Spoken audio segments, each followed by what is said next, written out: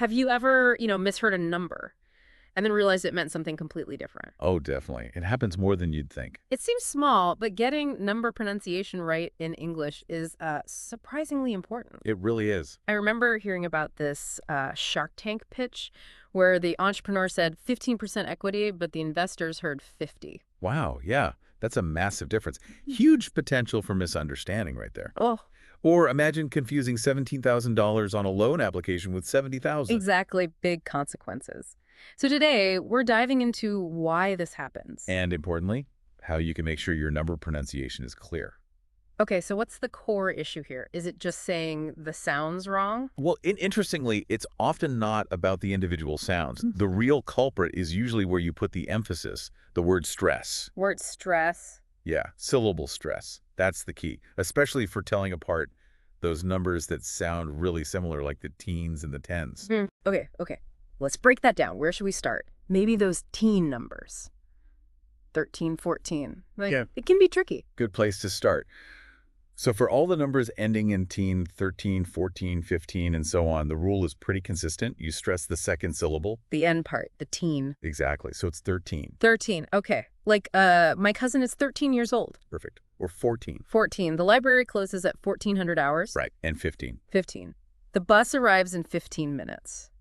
Yeah, I can hear that lift, that emphasis at the end. Mm-hmm. And notice the vowel sound in that stressed syllable. It's a clear, strong IE sound. 15. Right, a long E. Yeah. And the final N sound. It's what linguists call a stop consonant. Your mouth closes for the N, but you don't release a puff of air. Clean stop. Could think of an example like she turned 14 last week. 14. Significant milestone. Got it. Stress at the end, clear ID, clean in. You've got it. So what about the other side of the coin, the 10 numbers? 20, 30, 40. Right. For numbers ending in Kennedy, the pattern completely flips. Here, you stress the first syllable. In the beginning. Yep. So it's 20 hen. 20 N. Okay. Like, there are 20 questions on the test. Exactly. Or 30. 30. The movie starts at 30 past the hour. Perfect. And 4:30. 4:30. He celebrated his 40th birthday. Okay, I definitely hear that shift. The first part is much stronger. It is. And what happens to the second syllable, the 1080? It sounds weaker. Kind of fades a bit. Exactly. It's reduced. The IE sound is much shorter, less distinct, lower in pitch sometimes. It just doesn't have that emphasis. Okay. So, for example, the recipe calls for 6 minutes of baking time. 60 minutes. And another interesting thing, particularly in American English, that T's sound in anility. Yeah. It often becomes what we call a flap T. It sounds much more like a D. Oh, so like 20. Exactly. Or 30. 30. You'll hear that a lot. Huh. Is that wrong? Not at all. It's very common in American English. But using a clear T sound, like you might hear more in British English, 30 is also perfectly fine and understandable. Okay. So like 30 people attended the meeting. You could say that with the flap T or the clear T. Gotcha. So the absolute crucial thing is that stress placement. Second syllable for menacing, first syllable for menacty. That's the main signal. That's the number one thing. It's vital for telling these pairs apart. Yeah. Like 15 versus 50. Can we hear some pairs side by side? Definitely. Listen to the stress shift. 13. Yeah. Or Yeah. is it 13. 13? 14. Worky? For 15. Versus 50. 15. 50. The tricky pair. The classic tricky pair. Yeah. 16 versus 60. 16. 16 versus 70. 17. 17. Versus 18. 18. And 19 versus 90. 19. Wow, hearing them like that makes it really clear. It does, doesn't it? Yeah. And think back to that example. He thought the price was $15, but it was actually 50. Yeah, that mistake could cost you. Okay, so that covers the teens and tens. What about when we combine numbers? Like 35 or bigger ones like 817. Where does the stress go then? Good question. Generally, when you're saying a sequence of numbers like that, the main stress falls on the very last number in the sequence. The last one? Usually, yeah. So for 35, you'd say 35. 35. Okay, like the package weighs 35 pounds. Exactly. For 817. 817. Got it. The hotel room number is 817. Right. How about a year like 1989? 1989. Stressing the 9. Perfect. 1989, she graduated in 1989. Okay. And prices, like $17.99. Same idea. $17.99. 99 cents. The total came to $17.99. You got it. Or Telling time, say 5.15. 5:15. 5:15. Meet me at 5:15. And even a number like 550. 550, stressing the 50. Exactly. 550. The capacity is 550 seats. So like you said earlier, your flight. Ah, right. My flight is at 7:25, stressing the 5. Precisely. While the very last number usually gets the main stress, sometimes in really long numbers you might hear a little secondary stress earlier just for rhythm. But that final stress is the most important one for clarity. That makes sense. The last piece of info gets the punch. What about phone numbers? Or like zip codes? Same principle. It's similar, yeah, especially in American English.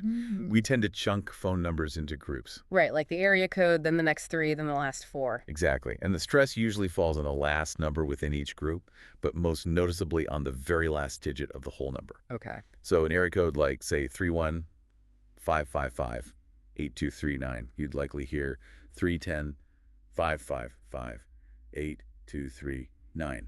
310, stressing the 10. Oh, and pronouncing 0 as O sometimes, like 310. Yeah, you'll hear O for 0 a lot in phone numbers. Like 310 is fine, but 310 is maybe even more common for grouping 1 and 0. But the key is that final 9 gets the main stress overall. Okay, so saying 3105555 individually isn't as natural. It's understandable, but it doesn't flow quite the same way to an American ear. The grouping helps. For a zip code, like 9045.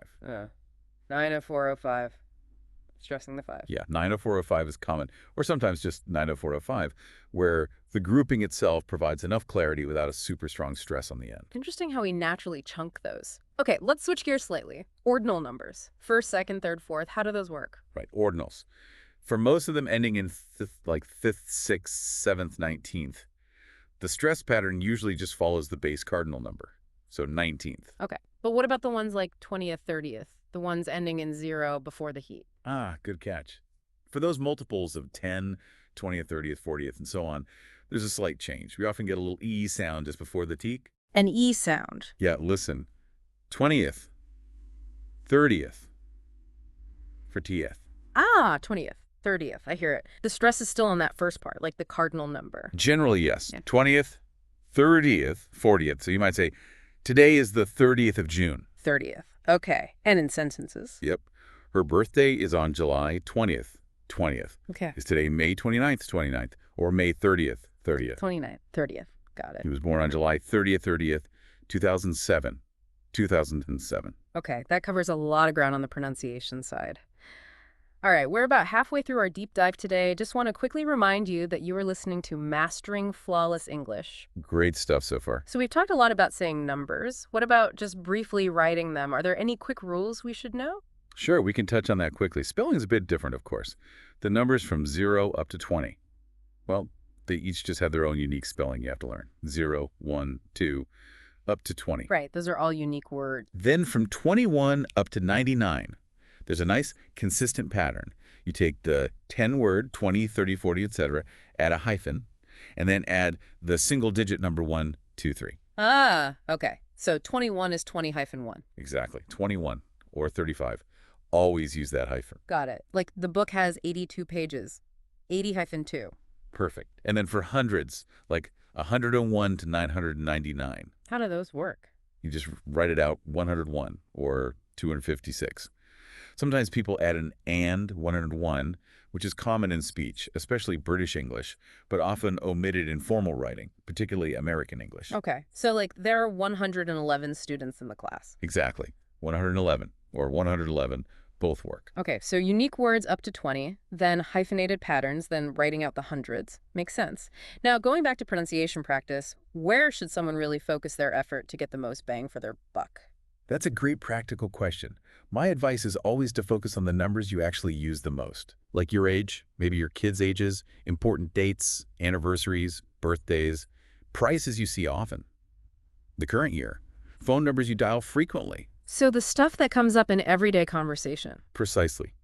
If you practice those numbers regularly, even just for a few minutes a day, you'll start reinforcing the correct stress patterns much more effectively because they're relevant to you.